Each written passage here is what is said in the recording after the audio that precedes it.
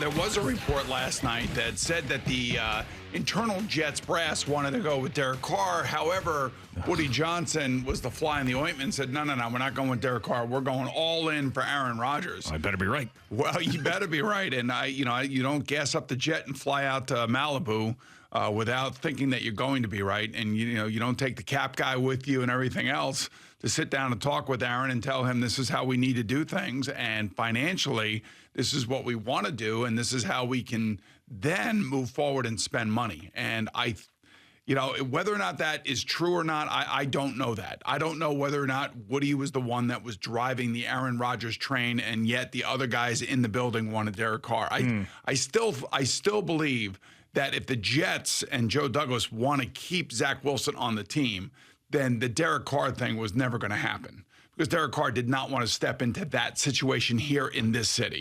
All right. And he found his home down in New Orleans with his former coach, Dennis Allen, who was just slobbering all over him, and how happy he is. Solid, too. Yeah, well, you have to. I mean, you guess that, Rob Saleh's in a really weird spot.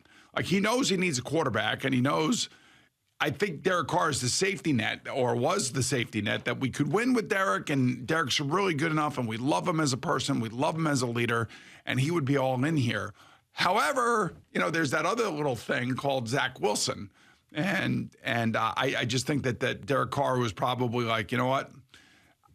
I can't wait around. I got to make a decision. The Saints are pushing the buttons. I didn't get enough other opportunities. I talked to a couple other teams. There was not enough money there. There wasn't enough term there. So I really feel like this is, the way for me to go anyway. And he probably is right. I believe he's right.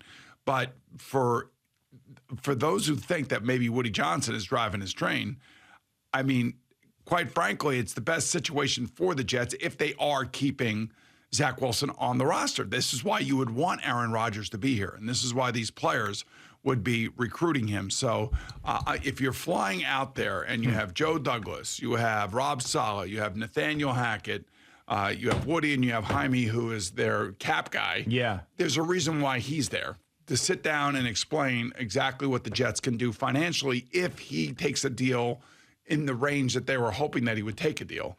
And I got to believe that with all of this going on, that, Aaron's probably just hanging, waiting, and just waiting and waiting. And then he'll basically announce, or the Green Bay Packers will announce they decided to trade him.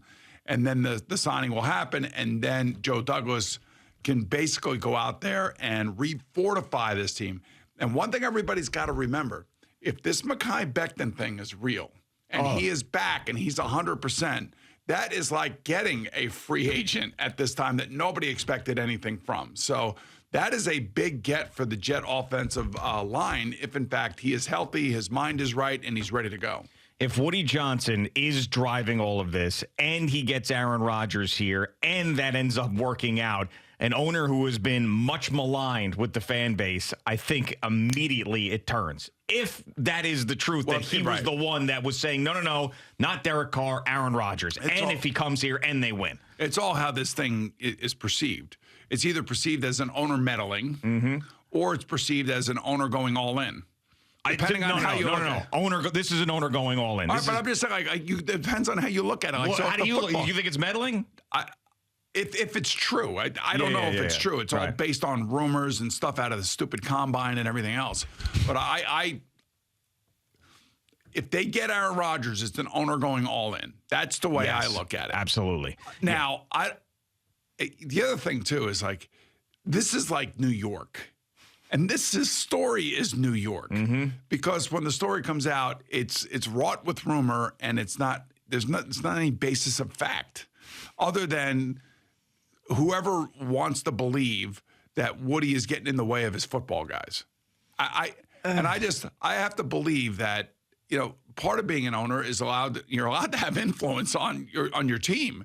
And if your general manager says to you, look, we could have Derek Carr right now for this amount of money, or there's a really good chance that we can have Aaron Rodgers for this compensation going to Green Bay, and I believe that we can end up paying him this much money, and then if you allow me to go spend money in free agency on top of doing hopefully another great draft like he had last year, we could have a really great team here. So I'm sure that those are two different options that he presented to Woody Johnson.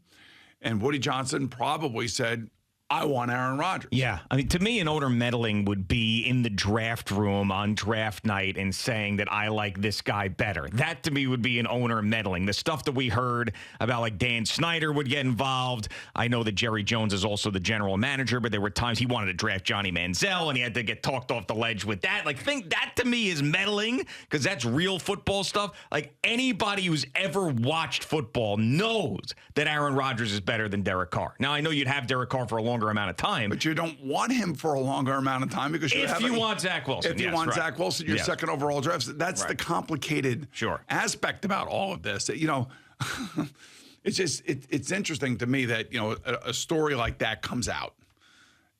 And I was just thinking, you know, that's New York. That's the way that it works around here. Well, who does it benefit if it's coming out?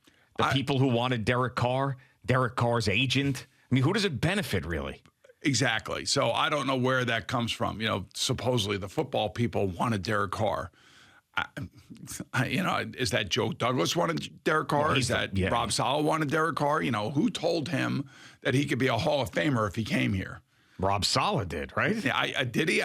You know, that's what I assumed. I don't know. It never was reported, but it said the Jets told him that. I just thought that was Rob Saleh with the way he was talking about him, right? And, you know, most of the articles about Rob Saleh, you know, around this type of thing are very, you know, very positive, that most players come here because they'd like to play for Rob Saleh, that they like him, they like the reputation that he has, and most of the players enjoy playing for him. It's just that, you know, the way that the whole quarterback thing got so screwed up last year, some of it was out of his control, some of it he allowed to happen.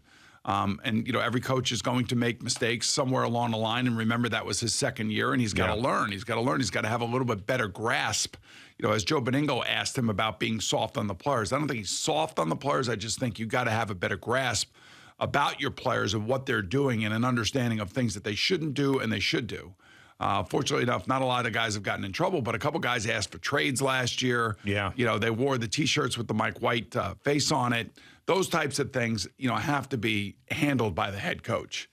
Yeah, I believe. I mean, you know, the head coach has got to basically try to get to that player or the players and say, guys, we're not doing this. And this is the way it's got to go. So I would give him a mark against him on that, but he actually has attracted some free agents here. And, you know, when was the last time? And I was trying to think about this. I don't know if it's ever happened. And maybe it's been in print and I haven't found it. When was the last time an NFL team had both the rookie offensive and defensive player of the year? I don't know. That is a very, very good question. When that happened, I believe that we didn't find out then either. I don't think that was out there. No one said it was the first time since, because that was a big conversation when they had both. Now, I'd have to go back and find it. That tells you that the GM knows what the hell he's doing. Oh, yeah. I mean, now, if you told me that the owner was in there meddling about, you know, draft only offensive players to get the best out of your young quarterback instead of going after Sauce Gardner, I tell you, that's meddling. Yeah. And there's something about the kids, Sauce Gardner and Garrett Wilson, that bring a youthful, like, just an energy that, you know, a lot of these young kids are bringing to the teams. It's kind of like when Odell Beckham got to the Giants. Like, he knew he was great, and he knew he was going to be a great player, and he went out and performed that way his rookie year. These two guys make me feel that way about the Jets. Like, here's this youthful energy, and they expect to win because they come from winning programs and they are winning players, and they are confident players. You could throw Quinnen Williams in there as well, who is, of course, a couple years older, not a rookie or last year, but still another one of those guys who was about to get a big contract as well. Do you think that the Jets told their players to go out and recruit Aaron Rodgers yesterday on Twitter? Because it all happened around the same time. Now, it wasn't so Sauce was out there, Quinnen Williams was out there, Breece Hall was out there the day before. You know, yesterday it was Rob Saleh's brother. It was Tyler Conklin. It was Justin Hardy. There was another really funny one in there as well. There's going to be a lot of disappointed people if it doesn't happen. And I think smoke equals fire, and I think it's going to happen. I really do. And I think, Al, you're just going to be inundated with calls about Aaron Rodgers and the offensive line literally for the next 8 months. So you better buckle up, kid. I know you hate sports talk radios, but you better buckle up for that. Buckled. So what was the one that you read? I can't find it. I was laughing. The one guy, get your ass here. Who was that who said get your ass here? It was some special teamer guy. CeeLo had it. Let me ask him. Oh, man. Get your ass here. Yeah. One guy wrote on, I forget who it was. He was like, get your ass here. You know, we're going to get that chip or something, whatever it was. And I was like, imagine if that was the tipping point for Aaron Rodgers. Like, he's like, I don't know. And then all of a sudden, get your ass here. I just want to tell the Jet fans out there, look at how your team is reacting to this. Oh, yeah. Look at how all the players are reacting to this. Yeah, they weren't doing the same thing with Derek Carr. Oh, no. They weren't doing the same thing with Zach Wilson. Wilson. Who was it, Al? Do you know? Will Parks. Yeah, I'm looking it up right now. Philly Will is what he's on Twitter. And, wow, he's up already. Huh. He's up tweeting already? Or he's maybe up he hasn't gotten tweeting to bed? already. He is up tweeting already. He just tweeted some 12 seconds ago. He goes, early morning thoughts and work. Mm-hmm. And then, so here was his tweet. Ayo, Aaron, bring that ass over here, broski. You know what it is with us. Thanks in advance, brother. We appreciate it. And tagged them. Oh, we got to call up Willie Parks and let's get him on right now. That would be great. Yeah. The Jets are probably scrambling to get in touch with him to say, do not go on that show. Why not? Oh, because he's going to say stuff like, bring your ass here, broski. Yeah, that's good, though, man. We like it. It is good. It is good. I mean, I would probably, oh, come on. Someone's tweeting me now that Woody Johnson's plane is going to Baltimore today. Stop it. I can't. No, that can't be real. That cannot. But they're showing me the flight aware thing. I have to check that out in the break. But yeah, if Parks is, you think if he's got DMs, he doesn't have a ton of followers. If you could DM him, I wonder if we could you get him on. He's been around the league a while. You know, he was in San Francisco. His DMs are open there, Al. If you want to send one, Is that Twitter or Twitter? Okay. Yeah, so it's Philly Will 11. And he's up, and he's probably going to take a look at he's up and tweeting. So why not? Bring that ass over here. Bring that ass. Yo. Yeah, isn't that what Bruce Coslett sent to you in a fax back in the day? Bring that ass over here, broski. Oh, yeah. God. I mean, everybody's jacked up for it, I can tell you that. Well, of course. I mean, do you think that Zach Wilson is so calloused now by what happened last year with Mike White that this recruitment stuff doesn't bother him any longer, especially because it's Aaron Rodgers? I think if he's worth anything, it does bother him. I mean, he thinks of himself as a starting quarterback. Jet fans don't. I understand that. Yeah. I think that there are things that he has done on the field where you say, wow. And then there are other things you say that he does on the field and you say, oh boy. Yeah. That kind of thing. So I just feel like the momentum now is just a matter of time. I can't imagine that. He loves this. I can't. But he's got to understand it, no? I mean, it's of course it makes understanding is one thing, liking it is another. Yeah. Right, of course. I understood why the Bengals drafted David Klingler back in 1992. I understood that. But it's still burned. But I'm like, all right, so get me out of here. Yeah. Exactly. Yeah, so I understand what you're trying to do, but how does it personally affect me? Sure. That's the way you have to look at it. And I wasn't very happy about it. I didn't particularly care for him as a player or as a guy that came in there. Yeah. And it never really worked out for him anyway. But it's a weird, quarterback room's a weird thing. We all have to be the A-type personality. We all want to be the leader of the team, and we all want to be the guy. And sometimes it doesn't work out, and it really does sting. There's no question about it, and it is a blow to the confidence and to the ego, without question. Well, if Zach Wilson knows what you're saying about them wanting to keep him and Aaron Rodgers being the best option for him to stay and develop and then getting another chance after a couple of years, then he's got to feel good about that.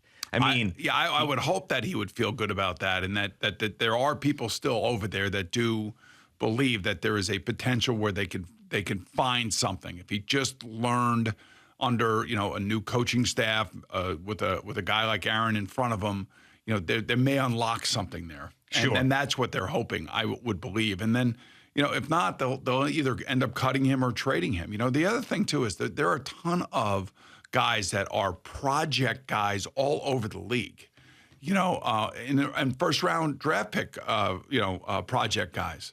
I would probably tell you that Lamar Jackson, when he was drafted, they probably said project guy. We got to find the right offense for him. And they had to change the entire offense once they decided to move on to him and move away from Joe Flacco. Yeah, I mean, and they were tired of Joe Flacco at that point. Even though he delivered a championship, they wanted a guy who could move. And they wanted energy. They wanted young. They wanted energy. They wanted excitement.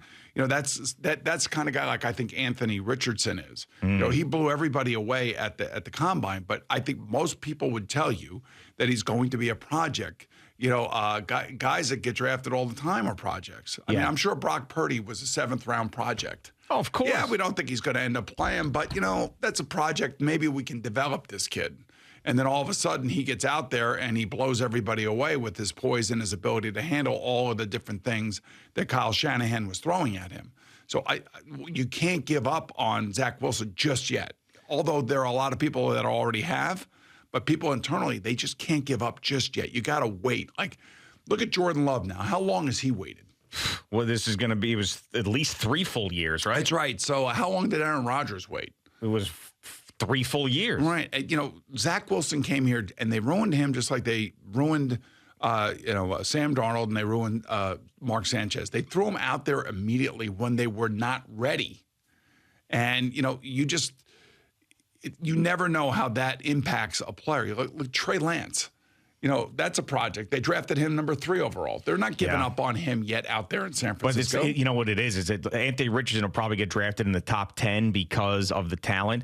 But the pressure on these teams and the pressure from the fan base to want to see him is something that's very, very hard not to cave into. And it could be the difference of having a franchise quarterback or not. Did you see what happened to Malik Willis last year? Yes. Oh, my God. Do you remember what it was? We were talking about him coming out of the combine and coming out of the draft. Yeah. Everybody thought he was going to be a first rounder. And then went to 4th round. Right. Then he kept slipping and slipping and slipping because, you know, the team saw something. They saw raw talent for sure. But they knew that he wasn't ready to run a professional offense just yet. Yeah. He barely played at Liberty, for God's sake. And then when he gets into a game in Tennessee, they can't even throw the ball. Yeah. I mean, they couldn't throw the ball behind the line of scrimmage, let alone in front of the line of scrimmage. Yeah, you want to talk about somebody that wasn't ready, but somebody who was an incredible athlete. Now, maybe when he comes back this year, he'll have a better understanding of what's going on, and maybe the light will go on, and he'll play better as opposed to like getting his brain in front of him, thinking too much as opposed to naturally playing. Yeah, I'm feeling good about this Will Parks calling us this morning because he's locked in. I've already just talked with him. He said, at first he said after 10. I said, no, that's not good. Then he said, how about 8:30? I said, good. All right, great. Look at that. Well, we'll see if we'll see what happens here. No, I mean, but listen, the Jets like us. Come on. He's not going to say like us. They like us. They like us, yeah. They love you. They like me, I think. I mean, I don't know. It's not like I feel like the Yankees don't love me sometimes. I think now that I'm friends with Alex Cohen, I think that the Mets like me. Mm-hmm. But the Jets, I feel like they like me. We're not going to screw them. And by the way, he's already recruiting Aaron Rodgers on Twitter. He knows what to say. I mean, A.O. Aaron, bring that ass over here, broski. I mean, he put that out on Twitter. If he said the same thing here, it wouldn't be a big deal, would it? It wouldn't be a big deal, no. And I think, you want to have like a personality like that come on and talk about what it would mean for the team and what it would mean for him and the morale of the team and how the team would automatically believe the moment they step on the field in training camp and OTAs that they're ready to rock and roll this year. Absolutely. And Will Parks is the guy to deliver that message. I feel like it. I know it. Yeah. Thank you for watching. Please like, comment, and subscribe. And don't forget to hit the red bell so you're notified when we have new content.